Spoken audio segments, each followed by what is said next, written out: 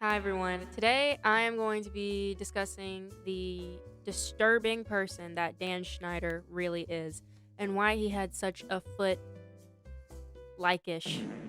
Um, Everyone, comment down below if you like my Deadpool shirt. Give me compliments and validation because I really crave it. Anyways, I just wanted to talk about this for a little bit, and I don't even know if this is going to be a long video or not. This is my first video I'm putting out on my channel that I'm probably going to be proud of. TBH, I do end up taking them down because I'm so self-conscious. That sounded really sad and pick me. I promise I'm not. I'm just a perfectionist. But I was thinking, I was like, God, what can I make a video on? And then I realized I had the answer under my effing nose the entire time. I had the answer to my question under my nose the entire time, and it is Dan Schneider. I know there's a few videos. Obviously, there's quite a lot of videos on YouTube of him and his weirdness already, but I just wanted to give you guys my take. Basically, I think he's a weirdo freak creep and should be put in jail for sexualizing minors for money. He would literally. Let's just get into this. I'm on the TMZ website, which is not the most reliable source, TMZ, but I don't really care. I don't care. I'm gonna use this as a source anyways. But the TMZ, when was this? This was published July 3rd, 2021, so almost an entire year ago. And it's called Dan Schneider Denies Foot Fetish on Old Nick Shows. Says he didn't cross lines. That's where I think you're wrong, Dan Schneider. That's where I think you're wrong. I think you did cross lines. I think you did. He goes to explain, and I grew up watching these shows. I grew up watching, iCarly and Drake and Josh and The Amanda Show and Zoe 101 and Victorious and all of that. I grew up watching that. Less of The Amanda Show. That was more of like my older sisters. But that's like the prime time I grew up watching that kind of Nickelodeon. And that's when he had a very heavy influence in being kind of behind the scenes at Nickelodeon Studios and producing and directing all this kind of thing. He had a very heavy influence when these shows were very popular. And these are very popular shows. But I experienced this firsthand, and as a child, I didn't really realize how weird this guy is and how much foot is just in all of these. I mean, there is on Twitter, user Michael Kors at TOTOXXYYXX remix posted on May 25th, 2017.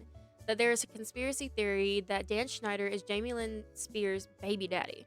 And I feel like it is less of a conspiracy theory and more of an accusation with very, very, very strong evidence. If you don't know who Jamie Lynn Spears is, that is Britney Spears' little sister, or Zoe on Zoe 101. There's so much, and if you would like to go and look through this thread, it is very, very detailed. And I would very much encourage you to go look through this thread. What struck my attention to this thread is the amount of just still shots from iCarly and Victorious where there is just so much feet. Like, especially on iCarly, there is a lot of segments on the show where they use their feet. And I was watching iCarly the other day for the first time in years, and I realized this, and I was like, ew, why, why is there so much feet? Like, that's so weird. Don't do that. Ew. Ew. And the thing is that they were very much sexualizing feet. Like, that very much was the thing. Like, the episode where Carly gets her toe stuck in the tub faucet. Her foot is in that shot the entire time. There's so many segments on iCarly where she and Sam and Freddie are just putting their feet all up in the camera, and Gibby too. And on Victorious, when they're doing like the little Breakfast Club scene where they're stuck in the library during detention, and she's shooting the bow and arrow with her feet, that's weird. And also, there's a segment on The Slap where on Victorious where Kat Valentine is sucking on her own toes. This is a huge problem. A lot of the actors that were on these shows were minors. They were minors at the time of them doing this. And then also, there was the audience. The audience were children. I was subjected to this as a child. I watched iCarly when I was like 6 or 7, maybe. I was subjected to this, of the objectification of a lot of things when I was younger, because that was so normalized in shows. But I'm also going to be talking about the fact that Dan Schneider is definitely a pedophile and did 100% molest a lot of the young girls on the sets of many of these shows. I'm going to put up some pictures of just him being creepy, like him just overall being a weirdo freak creep. And with knowing this information makes these pictures so much more disturbing and so much more gross. So this person in this thread brings up the fact that someone says, they say for any young girl on Nickelodeon wanting to be famous, they would have to have sex with him first, which is crazy. And someone who is very close to the entertainment industry and very close to Dan Schneider made this statement, and I'm going to read this statement to you. I'm also going to put it up on the screen so you can read along. So I'm going to scoot over some so it can be on screen. The theme of pedophilia in Hollywood is all too common. I mean, ridiculously common. It is all hush-hush because the amount of money and executive power most of these people have. But regardless, stories get out. Stories like parents who are familiar with the business whoring their own children off to pedophile producers and have no problem doing so because they are usually abusive themselves and want their child to become the family's cash cow. Many parents who are unfamiliar with the business don't realize what they're getting their child into beforehand, but when their child confides in them after being inappropriately touched by a producer, the parents don't want to file an accusation and ruin everything that child has essentially built for them. Child stars are often molested at a young age, and then they become hypersexual by the time that they are in their late teens. By then, they are willingly blanking any and every producer they can for gigs. While they are getting money and fame in exchange for sex, they may not feel guilty about it at the time because they're being instantly rewarded for their behavior. But as these stars get older and less desirable to producers and they get less famous, the actions of their youth come back to physiologically haunt them, resulting in meltdowns and erratic behavior. Just look at the stars like Britney Spears, Lindsay Lohan, Macaulay Culkin, I don't know who that is, Amanda Bynes, and many, many others. It becomes apparent. One of the greatest examples of an alleged child predator producer is Dan Schneider, who created and wrote Zoe 101, All That, Victorious, iCarly, and The Amanda Show, Drake and Josh, and What I Like About You, and is the most successful writer / TV executive in children's entertainment televisions in the last 30 years. So, as you can see, even people who are very much present in the entertainment industry can understand what is going on, and they can see what's going on. And it's so weird to see. And it's also very sad because as a young child, I very much idolized these young women actors like Miranda Cosgrove and Ariana Grande and even Jamie Lynn Spears. Like, I really, really, really did idolize these people because I saw them as strong, women in this industry. And when I was younger, I wanted to be an actor so bad. I wanted my own Nickelodeon show so bad. Like, I wanted to be an actor for Nickelodeon. And I'm so, so glad that my parents did not let me do that because I am just very thankful that I did not have to be caught in this scene. And it's all very off-putting, everything he's done. And in 2012, I'm going to also put up this picture. He is like just grabbing Victoria by her, like just grabbing her in just a weird way. And obviously it makes them uncomfortable. And I will show you, I will put up plenty of pictures of him just being weird and making people uncomfortable.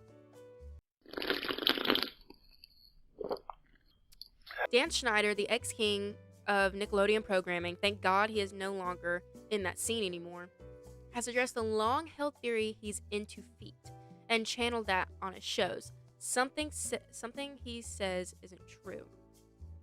This is what Dan says in response to TMZ asking him directly if he had a foot like-ish. Dan responded with this: the comedy was totally innocent, going to say that the foot like-ish claims were ridiculous, and chalked it up to kids finding feet goofy and funny, insisting that he never attempted to sexualize these stars. I don't remember just looking at a foot when I was younger and being like, haha, that's funny. You know what I looked at when I saw my foot? Okay. And I went on without my day. I didn't think it was funny. I didn't like the fact that I always kind of I didn't ever really register the fact that these scenes and little skits were weird because no one had really pointed it out to us yet, if that makes sense. Like no one had made it apparent to us how weird it is. It's like when you ask a really, really young child to say a swear word and they say it because they don't know that it's wrong. They don't know that, you know, you're not supposed to say that thing as a small child.